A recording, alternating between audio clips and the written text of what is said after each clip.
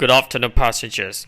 This is your captain speaking. First, I'd like to welcome everyone on right-wing flight A6A. Xin chào quý khách, đây là thông báo từ cơ trưởng. Trước tiên, tôi muốn chào quý khách trên chuyến bay right-wing 86A. We are currently cruising at an altitude of 33,000 feet at an airspeed of 400 miles per hour. The time is 1:25 p.m. Chúng ta hiện đang bay ở độ cao 33.000 feet so với mặt nước biển, với tốc độ bay là 400 dặm một giờ. Thời gian bây giờ đang là 1 giờ 25 phút trưa. The weather looks good. With a tailwind on our side, we are expecting to land in London approximately 15 minutes ahead of schedule.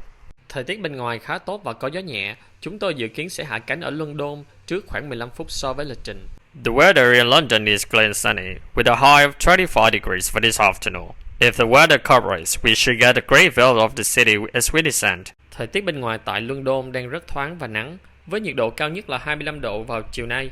Nếu thời tiết thuận lợi thì chúng ta sẽ ngắm được cảnh quan thành phố tuyệt đẹp khi máy bay dần hạ cánh. The cabin crew will coming around in about 20 minutes time to offer you a light snack and beverage, and the in-flight movie will begin shortly after that.